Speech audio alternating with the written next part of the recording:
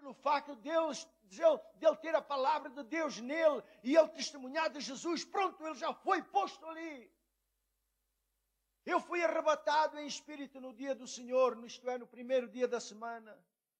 E ouvi por detrás de mim uma grande voz, como de trombeta, que dizia: João, o que tu vês, escreve-o num livro e envia-o às 7 igrejas, a Éfeso, a Esmirna, a Pérgamo, a Tiatira, a Sardes, a Filadélfia e a Laodiceia. E eu voltei-me para ver quem falava comigo. E voltando-me, vi 7 candeeiros ou castiçais de ouro. E no meio dos 7 castiçais, um semelhante ao Filho do Homem, vestido com uma roupa talar e cingido à altura do peito com um cinto de ouro. E a sua cabeça e cabelos eram brancos como a lã, branca como a neve. E os seus olhos como chama de fogo. E os seus pés semelhantes a latão reluzente, que fora refinado numa fornalha, e a sua voz como a voz de muitas águas, e tinha na sua destra 7 estrelas, e da sua boca saía uma aguda espada de 2 fios, ou 2 gumes, e o seu rosto era como o sol quando na sua força resplandece. E quando eu o vi, eu caí aos seus pés como morto, não aguentei mais.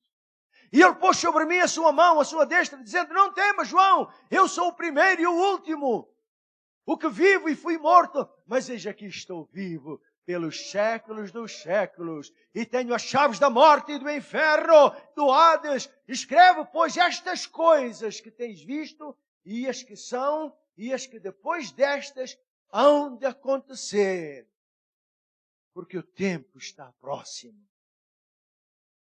Senhor, é este o Senhor que nós servimos. É este o Senhor que nós adoramos. É este o Senhor que nós ensinamos e pregamos. Não falamos nada artificialmente composto. Não estamos interessados nisto. Nós queremos falar sobre este Cristo glorificado. Porque é Ele que vai vir buscar a sua igreja. E os nossos olhos vão ver a palavra da vida. Senhor, nós nos submetemos à Tua palavra, à autoridade do Espírito Santo. Nós nem queremos falar nem para a esquerda, nem para a direita, mas somente a Tua palavra. Em nome de Jesus.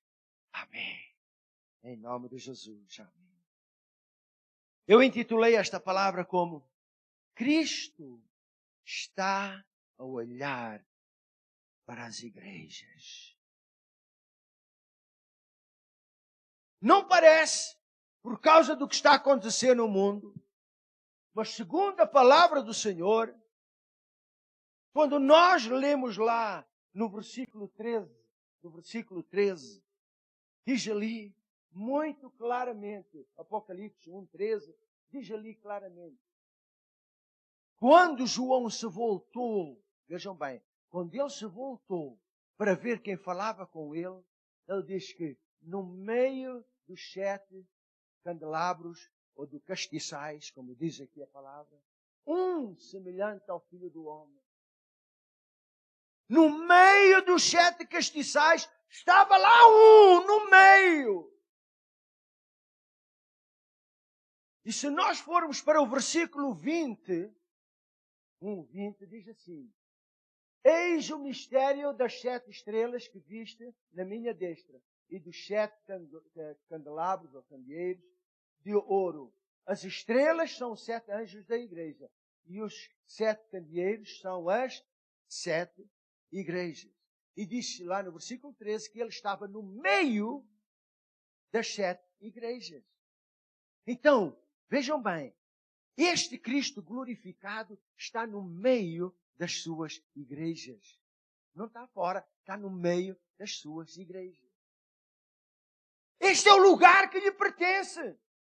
No meio. Não diz a palavra do Senhor que Ele habita no meio? Jesus foi crucificado aonde? No meio. entre os ladrões, os salteadores. Ele foi no meio. Este é o lugar que lhe pertence. No meio. Aleluia. E Ele está aqui no meio. Ele está aqui. E meus irmãos, o Senhor sempre se manifesta em diferentes maneiras.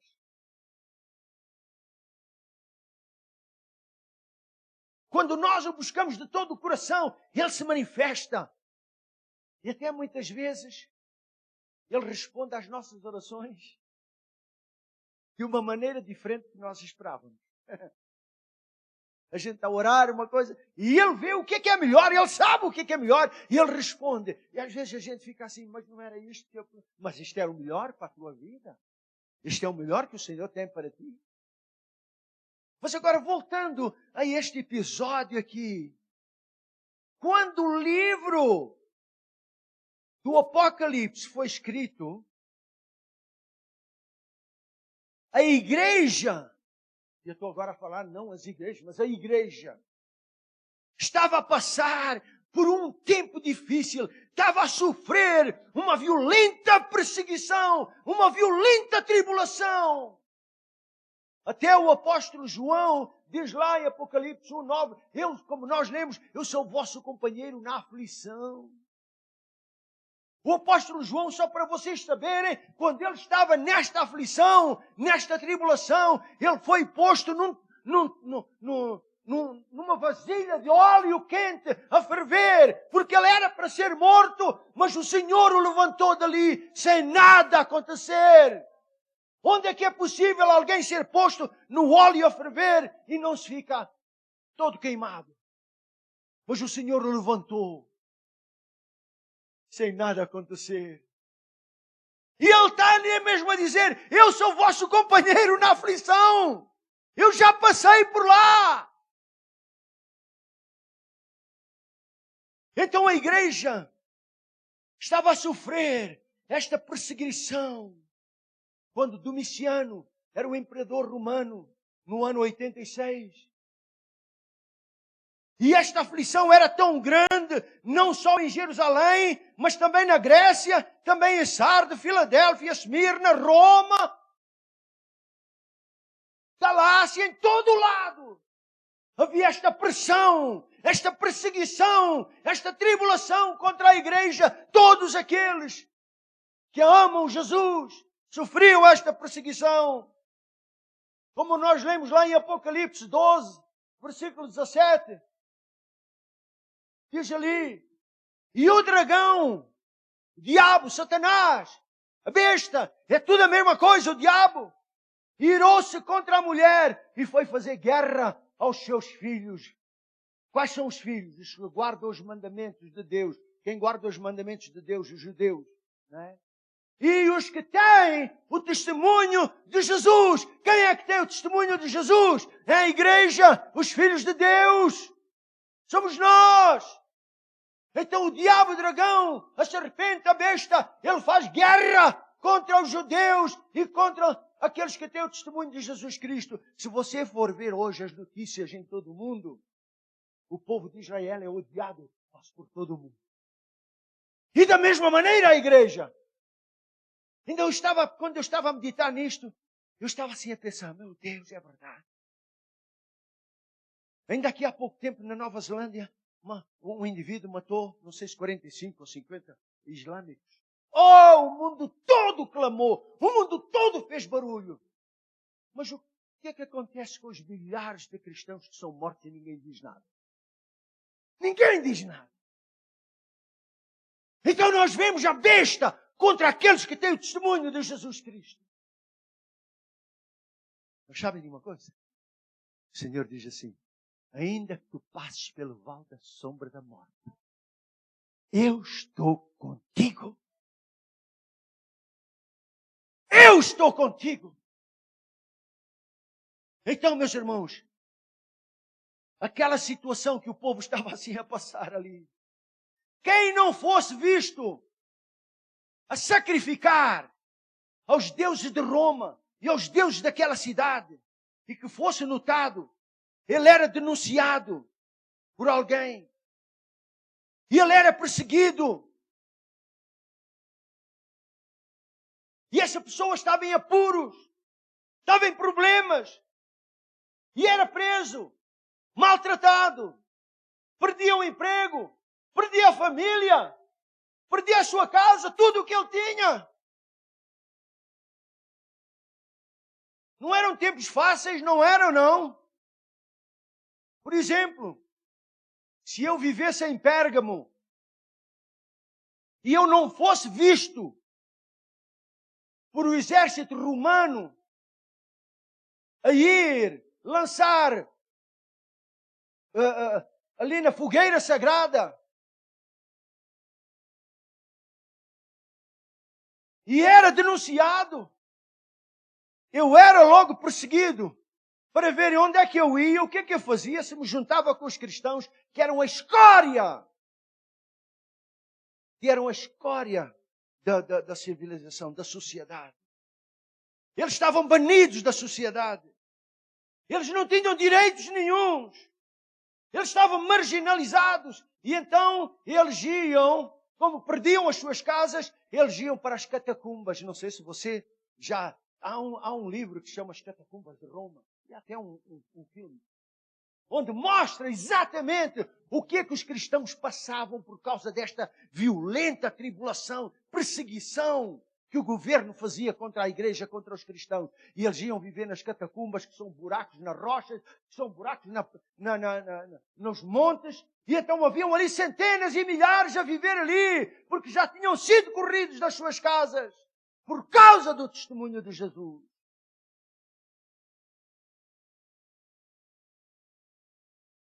Regularmente os cristãos eram acusados. O acusador acusava, diz ali, todos os dias, continuamente. E eles eram acusados, denunciados, por maldade, por raiva, ódio. Eles eram acusados. E quando houvesse qualquer festa entre os romanos, aquelas festas que eles faziam, eles pegavam nos cristãos, iam jogar nas arenas, para lutar contra os animais, para lutar contra os gladiadores, só para serem mortos. Só para serem mortos. E meus irmãos, tudo o que acontecia de mal, a culpa é dos cristãos. Se houvessem chuvas e alagassem as terras e perdessem as colheitas, a culpa é dos cristãos. Porque eles fizeram os nossos deuses ficarem zangados. E os nossos deuses, que eles dizem que não são deuses, mas são demónios, eles ficam tão zangados que mandam estas coisas sobre nós. A culpa é deles.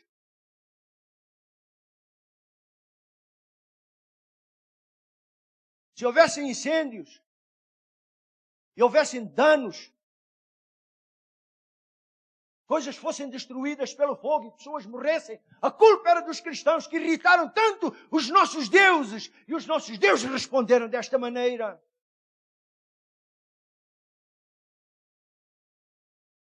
Os lares estavam desfeitos. Maridos sem mulheres, mulheres sem maridos, sem filhos, sem casas, sem bens. Era uma dificuldade tremenda. Imagine que há uma lei que diz que você não tem nada e você tem que deixar tudo, fugir e ir morar na montanha sozinho. Ia ser tempos difíceis, não é? Olha, eles passaram por isto. Eles passaram por isto. Haviam 3 classes de pessoas. 3 classes de pessoas. Aqueles que tinham tudo, a classe alta, que tinham tudo, pois eles trabalhavam para o imperador e todos aqueles apartamentos que trabalhassem para o imperador, todos eles viviam bem, regaladamente, ainda que fosse tempo de necessidade, tempo de fome. Depois havia a classe baixa, dos romanos, que o governo supria as necessidades com alimentos, com milhos, com trigo e outras comidas. Esta era a segunda classe. E havia a terceira classe, que eram dos cristãos. E esta classe dos cristãos, a quem o governo tirou todos os benefícios. Não lhes assistindo com nada, antes pelo contrário. Perseguiam-os. Mas sabem de uma coisa? Aos cristãos não faltava nada. Porque Jesus é o provedor.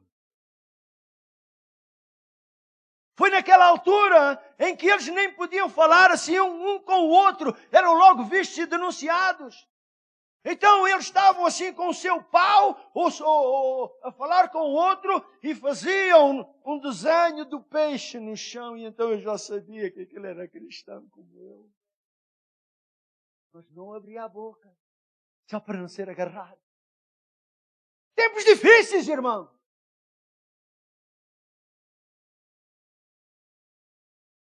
Então, é assim, meus irmãos. O panorama, este é o panorama, a situação das igrejas na Ásia, quando o Apocalipse foi escrito. Havia aquela pressão grande.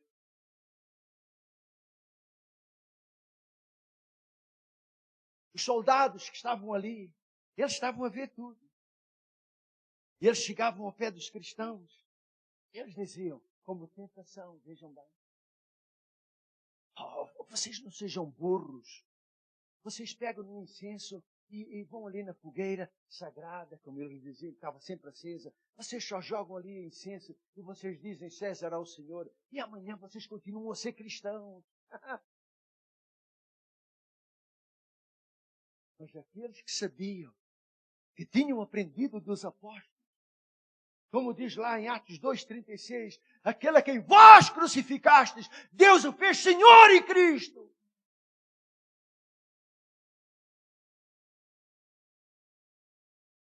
Eles sabiam aquilo dos discípulos, e eles sabiam que Jesus era o Senhor e Cristo.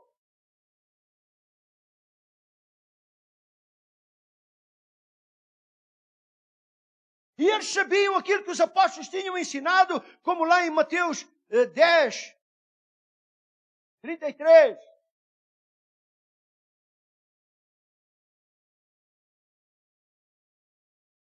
Mas qualquer que me negar diante dos homens, também eu negarei diante do meu Pai, que está no céu. E eles sabiam de tudo isto, e eles diziam, eu não posso negar o meu Senhor, não posso. Prefiro morrer do que negar. Irmão, pensem lá uma coisa. Se chegasse a nós um aperto semelhante, íamos ficar firmes? Ou íamos fugir? Para onde? Não é fácil pagar com a vida. Não, não é fácil. Mas sabem de uma coisa? Fechar os olhos aqui é estar para sempre com o meu Senhor. Então, meus irmãos, era assim o que estava a acontecer. Eles eram castigados. E no fim eram para ser lançados nas arenas.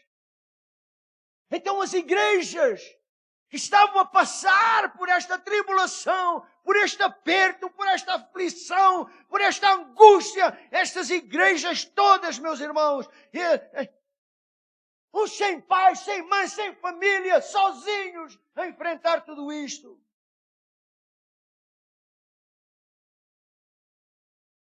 Vejam lá o que está em Hebreus 11, 36 a 38. Vejam bem.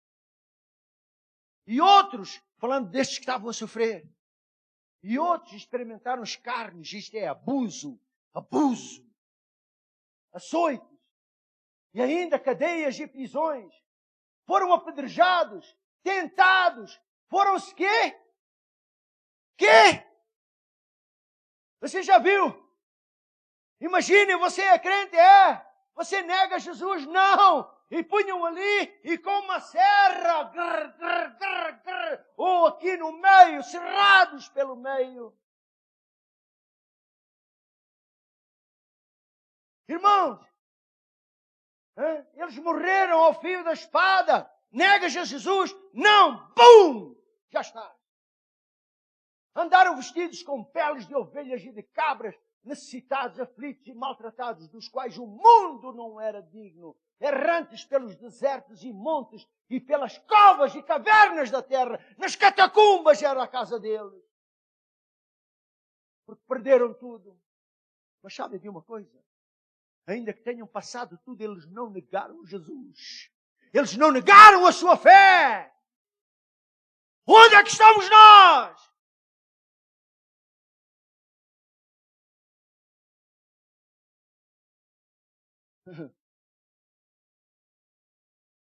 Então esta gente toda estava nesta situação, meus irmãos. Eles precisavam de palavras de conforto. Eles precisavam de palavras consoladoras. Eles precisavam de palavras de apoio. Eles precisavam de coragem, palavras que os encorajassem, de palavras de esperança, palavras de suporte. Oh, por isso é que o Cristo glorificado, mandou João, como diz lá em Apocalipse 1, versículo 3, diz assim, João diz isto, escreve isto, bem-aventurado aquele que lê e bem-aventurados os que ouvem as palavras desta profecia e guardam as coisas que nelas estão escritas, porque o tempo ainda está longe. Irmãos, se naquela altura o tempo estava próximo, hoje, quase 2000 anos depois, o tempo está onde? Está agora! Está chegando!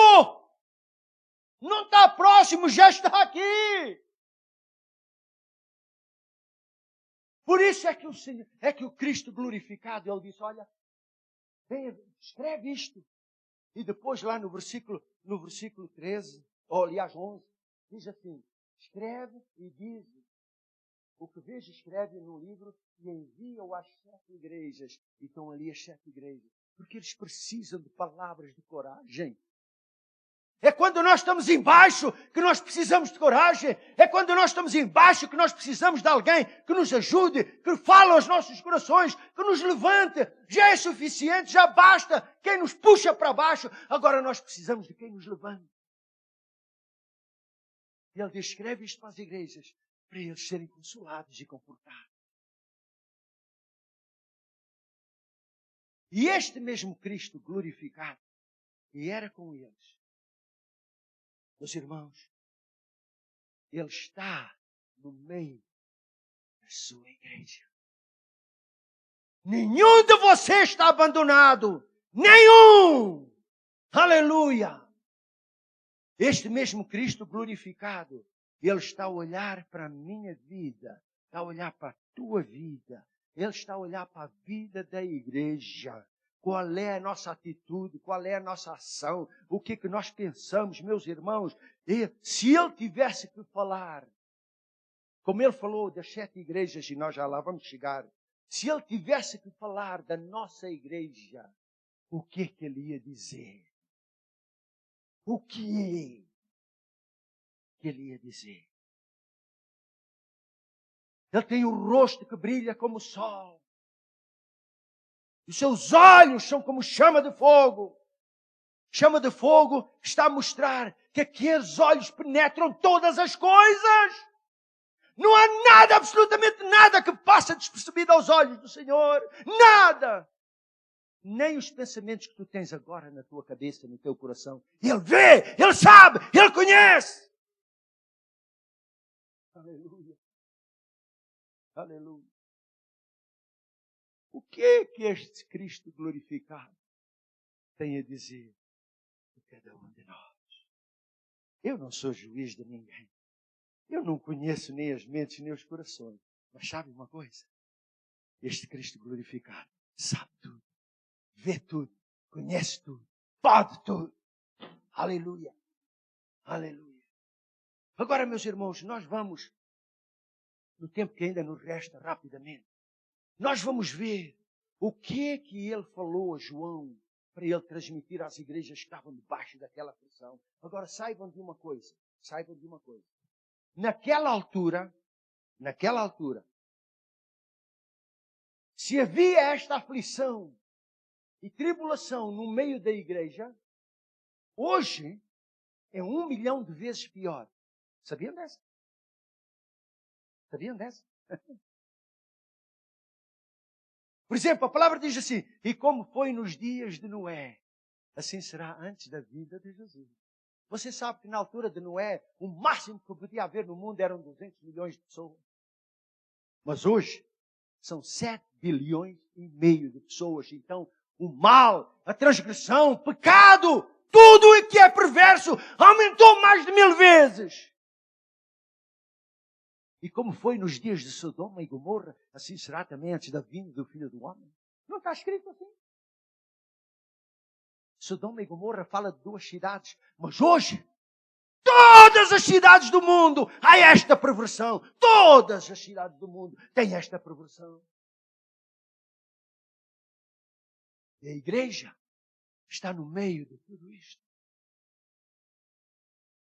Então vamos ver o que é que o Senhor, o Cristo, disse lá para a igreja de Éfeso, a primeira igreja, Apocalipse 2, 2 a 4.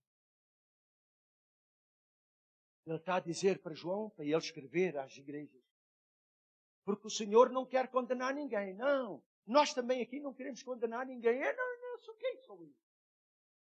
Ele só está a alertar que é para as pessoas fazerem alguma coisa. Tens pecado? Faz alguma coisa. Arrepende-te. E olha aqui, ele a dizer assim para aquela igreja. E agora só para chamar a vossa atenção. Aqui são 7 igrejas. 7. Mas isto aqui que está a acontecer é o que está a acontecer no mundo inteiro, em todo o lado. Tudo isto que está a acontecer aqui, está a acontecer no mundo hoje. E pior ainda. E ele diz assim: eu conheço as tuas obras. E o teu trabalho e a tua perseverança. Sei que não podes suportar os maus e que puseste à prova os que se dizem apóstolos e não são mentirosos. E tens perseverança e por amor do meu nome sofreste, eu já mencionei, e não desfaleceste. Mas eu tenho, porém, contra ti, que tu deixaste o teu primeiro amor. Olha só, eu tenho isto contra ti. Eu estou-te a alertar que tu deixaste o teu primeiro amor. Que primeiro amor é este, meu Senhor? É aquele amor, meus irmãos, é aquele zelo, é aquela alegria da salvação, é aquela paz no coração, é aquele amor inicial e original, é aquela alegria da salvação, é aquele gozo de servir, é aquele gozo de sermos fiéis, é aquela obediência à palavra de Deus. E o Senhor diz assim: lembra-te onde é que tu caíste. Lembra-te. Lembra-te onde caíste. E nós lemos lá em São Mateus 24, 12. Diz assim: e por se multiplicar a iniquidade, o amor de muitos, quê? Estamos chegando na altura, meu irmão. Estamos chegando na altura, meus irmãos. E eu tenho comunicado com muitos irmãos, com muitos e muitos mesmo. Eles já querem lá saber isso com alguma coisa. Um amor esfriado. Um amor que não se interessa. Um amor que não cuida, que não ora. Eu tenho contra ti que tu perdeste esta coisa, esta força, esta energia, este desejo, este gozo. Tu perdeste isso, agora andas aqui por andar. Agora ele diz: olha, arrepende. Quando não, eu virei a ti e tirarei do teu lugar o teu castiçal. Quer dizer, castiçal que nós vimos no princípio é a igreja. Eu vou remover esta igreja, não fica mais aqui. E por causa do tempo eu tenho que passar. A segunda igreja, Apocalipse 2, 9 e 10, diz assim: para a igreja de Esmirna, Eu conheço a tua tribulação e a tua pobreza, mas tu és rico. Tu está dentro de nós, somos ricos, amém? E a tua blasfémia e dos que se dizem judeus e não são, porém são sinagoga de Satanás. Vejam bem, está a falar para a igreja, mas está a dizer ali onde tu estás, é sinagoga de Satanás. Não temas o que hás de padecer. Eis que o diabo está para lançar alguns de vós na prisão, para seres provados e tereis uma tribulação de 10 dias. Ser fiel até a morte e dar-te a coroa da vida. Olha só, está a avisar a igreja, olha, vocês vão entrar numa tribulação de 10 dias. Estes 10 dias não quer dizer só, vamos dizer, de domingo até terça-feira da outra semana, 10 dias, não. Estes 10 dias quer dizer uma tribulação pesada. Vejam, 10 mandamentos, as 10 pragas, as 10 virgens, os 10 talentos. Está a falar de uma coisa completa, grande. Vão perceber? Vocês vão passar uma tribulação de 10 dias, quer dizer uma coisa violenta. Ele diz assim, ser fiel até a morte. Mas Senhor, eu vou ser fiel até a morte, eu vou morrer. Ser fiel até a morte, eu vou te dar uma coroa da vida. Aleluia, aleluia. Meus irmãos, é a mesma coisa de que nós, como diz a palavra do trigo e do joio. Está muito bem ali o trigo ali, mas diz que à noite, quando todos estão a dormir, vem um inimigo e põe joio no meio do trigo para contaminar tudo. E diz ali, vocês vão passar isto, porque vão haver falsas pessoas. Terceiro, a igreja de Pérgamo, capítulo 2, versículo 13 e 14. Apocalipse 1, 13 e 14. Eu sei onde é que tu habitas, que é onde está o trono de Satanás. Veja, está a falar para a igreja. Está a falar para a igreja. Mas retens o meu nome e não negaste a minha fé. Mesmo nos dias de Antipas, minha fiel testemunhas, o qual foi morto entre vós, onde Satanás habita. Entretanto, algumas coisas tenho contra ti, algumas coisas estás a fazer de errado, porque tens aí os que seguem a doutrina de Balaão, o qual ensinava Balaque a lançar tropeços diante dos filhos de Israel, introduzindo-os a comerem as coisas sacrificadas aos ídolos e a se prostituírem. E a seguir diz assim também, tens lá os que seguem a doutrina dos nicolaítas, os quais eu aborreço. Então aqui está a falar, meus irmãos, está a falar daqueles que estão na igreja, mas não são da igreja, seguem outro evangelho. Estão na igreja, mas seguem outra doutrina. Ele tem ídolos, tem coisas escondidas, se prostituem, não vendo nisso erro nenhum. Fala da apostasia na igreja. Fala do evangelho social. Que nós devemos tolerar todos e todos. E agora mesmo aqui na África do Sul está saindo uma lei que todos os pastores são obrigados a casar lésbias e gays. Hã?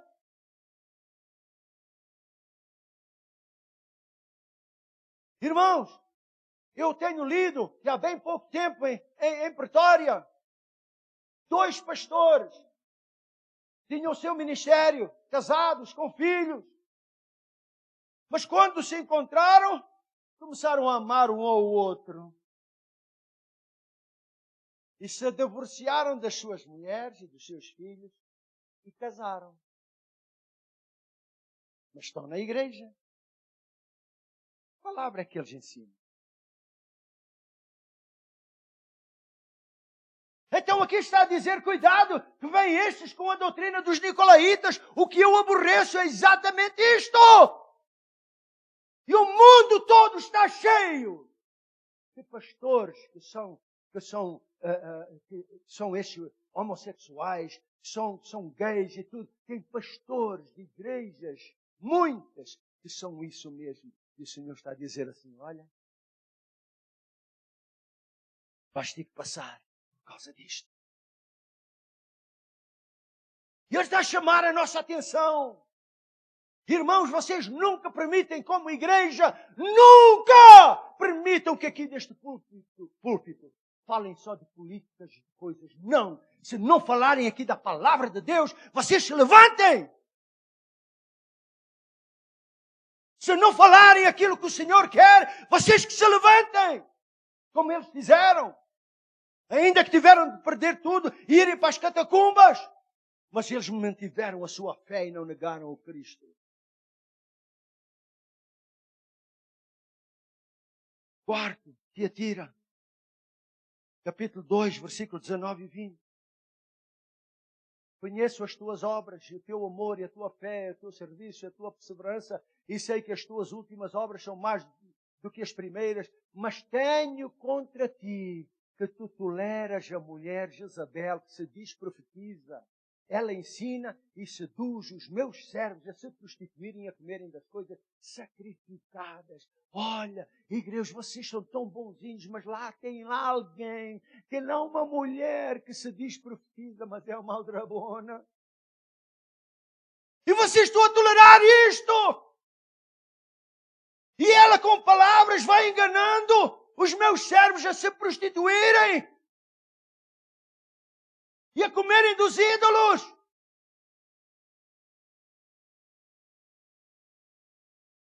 Está acontecendo hoje em dia, em todo lugar. A se prostituírem. Uma ocasião eu estava aqui, meus irmãos, e chegou outro pastor, que é o meu amigo do pastor Abel, estava aqui. E ele chegou e disse, eu vi que ele estava zangado. Eu disse, ei, então estás zangado? Ele disse, estou com uma zanga que tu nem fazes ideia.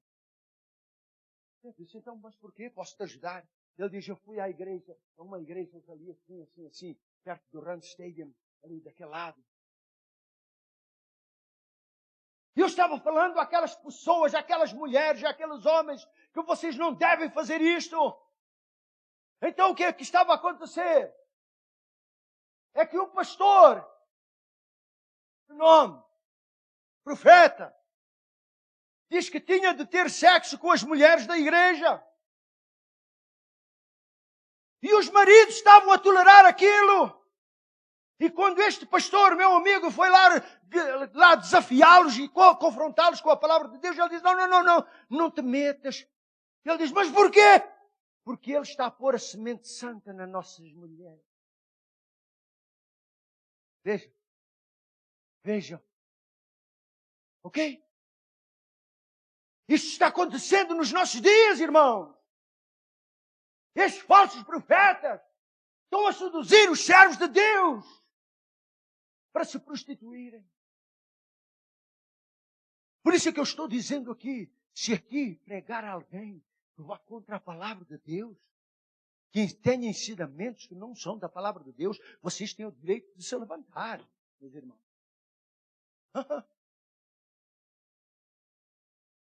Glória a Deus. Vamos para a próxima. Sardo. Apocalipse 3:1. Olha aí. E ao anjo da igreja de Sardes, o Sardo, escreve, isto diz aquele que tem os 7 Espíritos de Deus e as estrelas. Conheço as tuas obras, vejam bem, que tu tens nome de que vives, mas estás, olha só, tu tens nome de que vives, mas estás morto. Quer dizer, aqui o que acontece é uma fachada.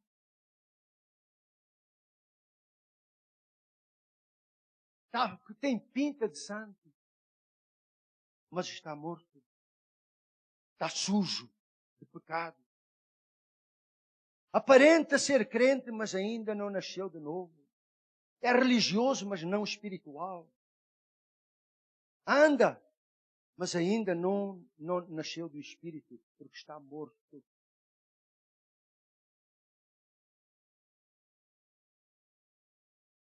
Quando o diabo põe joio no meio do trigo, é precisamente para contaminar.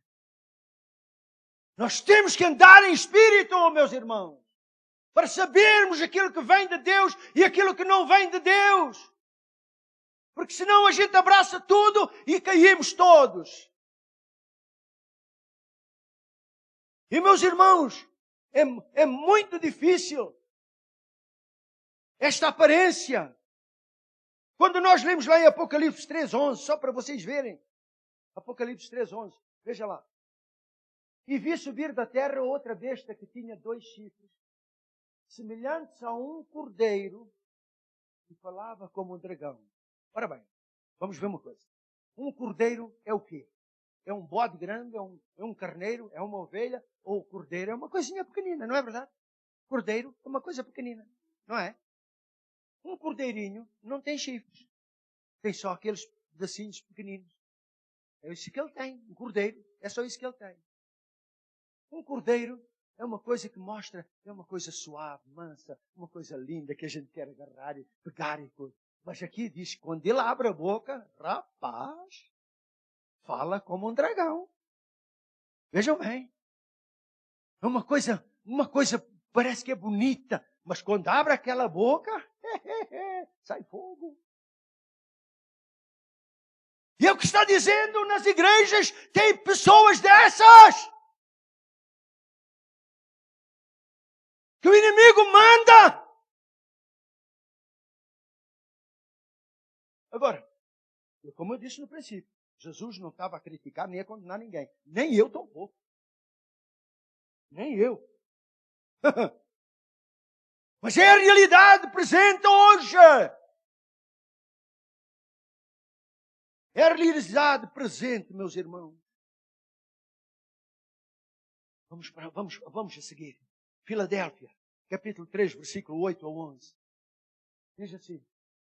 Conheço as tuas obras, eis que tenho posto diante de ti uma porta aberta que ninguém pode fechar. E tendo pouca força, guardaste a minha palavra e não negaste o meu nome. Vejam só, no meio de tudo e todos, ele guardar a palavra. Eis que farei dos da sinagoga de Satanás, os que se dizem judeus e não são, mas mentem. Eis que fareis que venham e adorem prostrados aos teus pés e saibam que eu te amo. Porquanto guardaste a palavra da minha perseverança, também eu te guardarei na hora da provação que há de vir sobre o mundo inteiro, para pôr à prova os que habitam sobre a terra, para fazer prova àqueles que são meus filhos, que se dizem meus filhos. Venho sem demora, eu não vou demorar. Guarda o que tu tens, para que ninguém tome a tua coroa. Guarda o que tu tens, meu irmão, minha irmã. O que é que tu tens hoje? O que é que tu tens? O que é que tu tens? Tens a palavra, tens o amor, tens o perdão, a obediência, o zelo, a fé, salvação. Tens Jesus, tens o Espírito Santo, tens a paz, tens fome e sede da justiça. Guarda o que tens! Guarda! Porque o inimigo vai vir para te roubar. Guarda o que tens! O Senhor não diz, eu vou guardar por ti. Ele está a dizer, guarda tu. Só podemos guardar no poder e na autoridade do nome de Jesus. Guarda o que tens. Meus irmãos, e por último, nosso tempo está fugindo, já fugiu. A igreja de Laodiceia, o último. Aí, no capítulo 3, versículo 15, 16. Diz assim, eu conheço as tuas obras. Que não és frio, nem quente. Oxalá fosse frio ou quente, assim, porque és morno, não és frio nem quente, vomitar-te-ei da minha boca. Agora, versículo 19, diz assim. Versículo 19, diz ali. Eu repreendo e castigo a todos quantos amo. Isso é o Senhor. Sê, pois, zeloso e arrependa. Irmãos, se nós temos falhado de alguma coisa, se temos errado, se temos dito coisas que não devemos, se temos pecado, seja lá de que maneira, arrependa-te, o Senhor está a dizer. Arrependa-te, Ele não quer condenar ninguém. Agora aqui, meus irmãos, diz ali que a gente olha para ti, estás vivo, mas afinal de contas, estás morto. Irmãos, a igreja tem que estar firme no Senhor. E nós temos ouvido, eu tenho ouvido, talvez vocês ouviram a mesma coisa, porque não é diferente. Ir à igreja, isto, não. Não, ir à igreja ou não é a mesma coisa. Nem tanto ao mar, nem tanto à terra. Nem 8, nem 80. O que é isso de andar sempre na igreja, sempre na igreja, sempre na igreja? Uma vez por mês basta? Eu não preciso de ir na igreja toda hora. Porque eu posso fazer igreja em minha casa, eu tenho TBN e tenho outras coisas. Eu posso fazer igreja em casa, eu não preciso. Ah, é? Ah, é? Olha aí o que é que diz Hebreus 11, aliás 10, 24 e 25. Olha aí. Hebreus 10, 24 e 25. E consideremos-nos uns aos outros para nos estimularmos às boas obras e ao amor. Ao amor. Não abandonando ou não deixando a nossa congregação, como é costume de alguns. Ora bem, esses que dizem isto estão enquadrados aqui.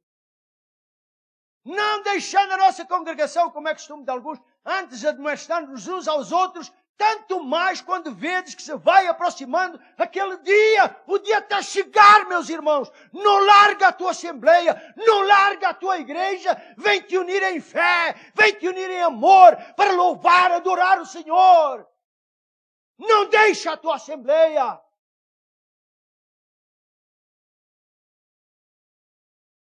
Agora, eu quero concluir com isto tudo. Onde é que nós estamos?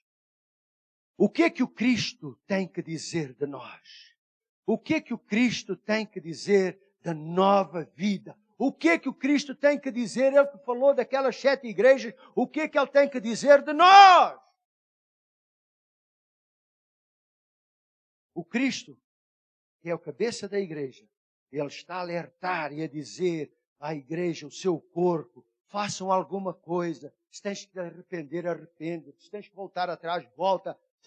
Lembra-te de onde é que caíste. Pratica as primeiras coisas. Volta para o amor. Volta! Irmãos, tudo isto que eu mencionei está a acontecer hoje na igreja. Este é o cenário que nós estamos a viver. A situação atual em que vivemos. Cristo está nos avisando. Por quê? Porque quem tem ouvidos para ouvir, ouça! O tempo chegou ao fim. E aqui estamos nós, a viver nesta situação. Tudo o que nós dissemos aqui, multiplica aquilo 1 milhão de vezes, porque aumentou. Ali eram só naqueles lugares, agora em todo o mundo. Nós temos que continuar a ser fiéis. Haja o que houver. E vamos ter que glorificar o nome do Senhor. Eu oro. E a minha mulher, nós oramos todos os dias para que o Senhor fortaleça a igreja. Para que o Senhor dê este Espírito, venha o que vier. Os nossos olhos estão postos em Jesus, o autor e o consumador da nossa fé. Irmãos, vamos ficar de pé. Aleluia.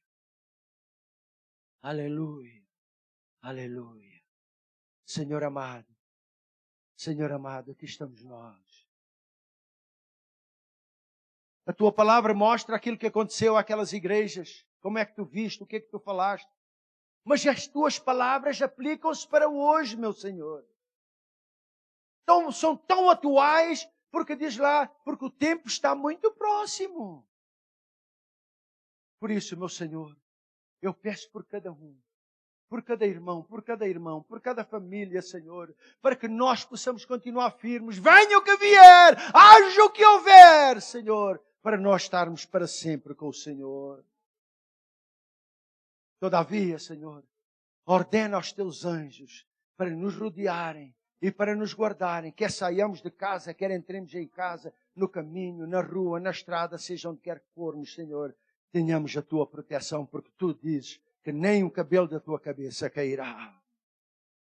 Despede-nos agora, Senhor, com a tua paz, com o teu amor, com a tua graça. Abençoa os meus irmãos, Senhor. Fortalece-os na fé, meu Senhor, para que nenhum descaia. Pai Santo, no nome de Jesus eu oro. E todos dizem amém, amém e amém. Meus irmãos, obrigado pela vossa presença. Deus vos abençoe. Guardem esta palavra. Domingo que vem nós continuaremos a falar sobre o Cristo. Em nome de Jesus. Deus vos abençoe. Voltem só às cadeiras.